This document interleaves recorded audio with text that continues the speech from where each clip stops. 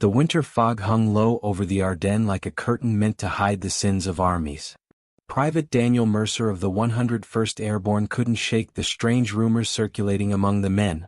Talk of a crude German contraption, a pipe thing, something that spat death with no warning. Some said it was a mortar, others a rocket, others still a devilish hybrid born of desperation. But everyone agreed on two things: it was ugly and it was terrifying. The patrol moved cautiously along a narrow forest path, boots sinking into frozen mud, breath turning to ghosts in the air. The forest was quiet, too quiet for Belgium in '44. Even birds seemed to avoid this part of the line. Mercer kept one finger on the trigger of his Thompson, trying to ignore the metallic taste of fear growing at the back of his throat. Sergeant Hayes, grizzled and perpetually annoyed, halted the column with a raised fist. He knelt to inspect the ground. "Tracks," he muttered. "German boots. Fresh." The men's hearts collectively tightened. Tracking Germans in this terrain felt like walking into the jaws of a wolf. Then they heard it. A hollow tunk, like someone striking an oil drum with a hammer, echoed through the trees. It was followed by silence so absolute Mercer felt his heartbeat pounding against his ribcage. Hayes's eyes widened. "Down," he barked. They dove into the mud. A split second later, something screeched overhead, trailing a sickening wobble. It detonated 30 yards away with a shrill blast that sounded more like tearing metal than a normal explosion. Shrapnel shredded bark from trees. A second projectile followed, then a third, each launched by that same uncanny metallic tunk, each landing unpredictably as if fired by a drunken ghost. The men lay shaking in the dirt. This wasn't artillery. It wasn't a standard mortar. It was something else, something unstable, cheap, and horrifyingly effective in close-range ambushes. When the barrage ceased, Hayes whispered, "That's the German steel grenade launcher. But not the standard one. They've built a portable tube version. Command warned us, some kind of improvised spigot launcher." Mercer swallowed hard.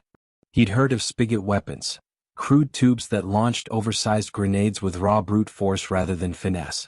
The Brits had something similar, the Piat. But this German one sounded wrong, louder, meaner, unpredictable. The forest held its breath. The patrol moved again, this time slower, every shadow a threat. The ugly tube was out there, somewhere, waiting behind a tree or trench, ready to cough out another screaming death canister. Mercer tightened his jaw. Whatever this weapon was, it had already done its job. It made fear travel faster than German boots ever could. A day later, fate brought Mercer face to face with the machine behind the rumors. Their platoon had taken a small abandoned farmstead after a brief firefight. Smoke still curled from a barn, and a dead German grenadier lay half-buried beneath collapsed rafters. His frozen fingers clutched something long and cylindrical, an ugly length of metal pipe strapped to a crude wooden brace. Mercer approached cautiously. The device looked almost laughably primitive. A steel tube unevenly welded, roughly a meter long. Its front end bore scorch marks. A small percussion plate and spring-loaded striker sat awkwardly along the side. It reminded him of a homemade rocket launcher built by a mechanic with more desperation than skill. Corporal Jensen nudged it with his boot. "How is this thing?" "Looks like a plumber's mistake." Hayes crouched, examining it carefully. "German engineers call it a Einstoßrohr. Single-shot spigot tube. Fires a hollow-charge grenade the size of a pineapple. Close range, cheap, deadly." He lifted the grenade still loaded in the weapon, a fat, fin-stabilized projectile that made Mercer's skin crawl. "But why build something so crude?" Mercer asked. Hayes answered without looking up. "Because they're running out of everything. Steel, machining, proper weapons. So they churn out these pipe launchers by the thousands. No recoil. No training. Any Volksgrenadier can use one." He tapped the side. "That's why they're dangerous. A scared 19-year-old can hide in a ditch and fire one point blank." Mercer stared at the tube in silence. It felt wrong, like something made in haste without regard for the lives it would claim, including the operators. Hayes confirmed that thought. "Backfires sometimes," Hayes muttered. "Sometimes the grenade explodes in the tube. Sometimes it fires sideways. But when it works. He pointed to a Sherman tank still smoldering at the edge of the field. It kills. The mood darkened. Mercer imagined German patrols stalking the woods, each man carrying one of these brutal little tubes. Silent until the moment they unleashed that nightmarish metallic cough. Not sophisticated like Panzerfausts or Panzerschrecks, but quieter, more concealable and terrifying at close range. Jensen shivered. Ugly thing. Hayes nodded. Ugly works. That's the problem. The wind rattled loose barn planks. Somewhere in the forest, another distant metallic tunk echoed like a warning. The tube was ugly, but its terror was beautiful to the desperate men who wielded it. 2 days later, Mercer's squad was sent to probe a ridge overlooking a frozen creek. Snow muffled every step, and breath hung like misty veils behind the men. The landscape looked peaceful, almost serene, but that illusion vanished the moment the first shot cracked through the stillness. A German machine gun rattled from a bunker hidden behind camouflaged netting. The squad scrambled to cover, bullets slicing snow into white fountains. Hayes signaled Mercer and Jensen to flank left along a trench carved into the hillside. The trench was narrow and twisted, its walls packed with frozen earth. Mercer felt the hair on his neck rise. This was perfect ground for an ambush. Perfect for one of those tubes. They crept forward. The air smelled of cordite and pine resin. Then Mercer saw movement, a shadow darting behind a low sandbag wall. He raised his Thompson. A young German soldier emerged, not more than 17. His hands trembled as he lifted the dreaded tube launcher, the round already loaded. The kid's eyes were wide, terrified, desperate. The two sides stared at each other for a heartbeat that stretched forever. Then came the sound Mercer feared most. Tuk. The tube belched smoke. Mercer dove as the grenade whooshed past, wobbling in the air like a drunk hornet. It hit a tree behind him and exploded, showering splinters over the trench. Jensen returned fire instinctively, hitting the kid, who slumped against the wall, still clutching the ugly tube with stiffening fingers. The explosion alerted more Germans. A second launcher fired from the ridge above, the projectile arcing downward unpredictably. Hayes shouted for covering fire. The squad advanced in bursts, exchanging shots with unseen foes. Another tube fired from the right, the blast rattling Mercer's teeth. The ridge became a hellscape of snow, smoke and shrieking metal. Finally, Jensen lobbed a grenade into the main pit. The detonation silenced the machine gun. The remaining Germans either fled or surrendered. When the smoke cleared, Mercer approached the teenager's body. The launcher lay beside him. Crude. Ugly. Scorched black. The kind of weapon issued to boys pressed into service during the Reich's final convulsions. Mercer felt no triumph, only a sinking sense that this weapon represented everything the war had become: careless, frantic, and grimly inventive. The ridge was theirs, but at a cost measured not just in blood, but in the weight of seeing what desperation made of young men. Night patrols were always dangerous, but after encountering the tube launchers, every shadow felt weaponized. The squad bivouacked in a ruined chapel outside Bastogne, using the stone walls for cover against wind and mortar fire. The moonlight filtering through shattered stained glass windows cast eerie shapes across the floor. Mercer couldn't sleep. His nerves were frayed, stretched thin by the memory of that unnatural tunk echoing through the forest. It wasn't like the boom of artillery or the thump of a mortar. It was personal, intimate, like someone knocking on the door of death.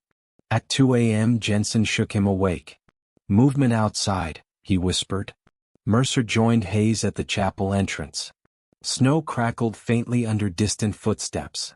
A patrol approached, German voices murmuring, cautious, perhaps equally afraid. Then it happened. A sudden metallic strike. Tuk. A projectile slammed into the chapel wall, exploding with an ear-splitting screech. Stone fragments showered the men. The blast knocked Mercer onto his back. Ears ringing, he scrambled behind a pew. Another tunk. Another hit. The Germans were firing blind, using the sound of American voices to guide them, trying to flush them out like rats. Hayes roared orders. The squad returned fire through the broken windows, muzzle flashes tearing holes in the darkness. A third explosive round struck the roof, showering debris like fiery hail. Mercer crawled toward a fallen comrade, a young private screaming from shrapnel embedded in his leg. As Mercer dragged him to safety, a fourth tunk echoed, followed by a hiss of incoming death. The grenade hit the snow just outside the doorway and detonated, sending a shockwave that rattled the chapel's very bones. The Germans closed in. Mercer saw silhouettes, 3 or 4, each carrying the same grotesque tube on their shoulders. Their faces were hidden, but their intent was clear: finish the job before the Americans regrouped. Jensen fired a burst that dropped one attacker. Hayes lobbed a grenade that sent the others scattering. The night erupted into chaos: gunshots, shouts, the crack of ice under fleeing boots. Silence returned as quickly as it had been shattered. In the moonlight, Mercer stepped outside to examine the destroyed wall. Embedded in the stone were fragments of a fin-stabilized grenade.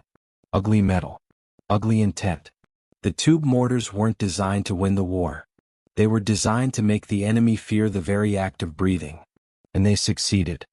The war was grinding toward its inevitable end when Mercer's squad received orders to seize a crossroads near Remagen. German resistance was sporadic, fractured, yet increasingly unhinged. Desperation made combat unpredictable. As they advanced toward the village, they saw evidence of last-ditch defenses: makeshift barricades, abandoned rifles, the footprints of soldiers who had neither the courage nor the will to keep fighting. But the tubes remained. The squad approached a narrow lane lined with crumbling stone houses. Smoke drifted lazily from chimneys. Civilians hid behind shuttered windows. Mercer's senses were razor-sharp. This was the kind of place where the tube launchers thrived. Hayes halted the column. "Something's off," he murmured. A faint metallic clink echoed from an alleyway. Tuck. The projectile screamed out of the shadows. It struck the ground near the point man, detonating with a horrific blast that sent him sprawling. The squad dove for cover. Another tunk followed immediately, closer, louder.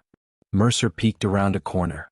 A lone German defender, an older man this time, maybe in his 50s, knelt behind a pile of rubble, frantically loading another grenade into his battered tube. His hands shook violently. This was no seasoned soldier. This was a civilian forced into uniform, armed with a weapon simple enough for anyone to use. Mercer hesitated. The old man fired. The grenade struck a wall above Mercer, showering him with dust. The man fumbled for another round. Jensen shouted for him to drop the weapon.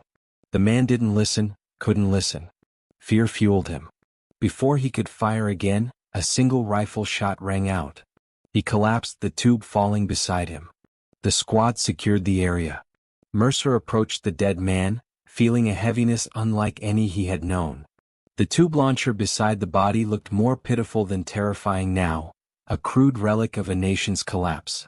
A symbol of how far the war had degraded human dignity. Hayes nudged the weapon with his boot.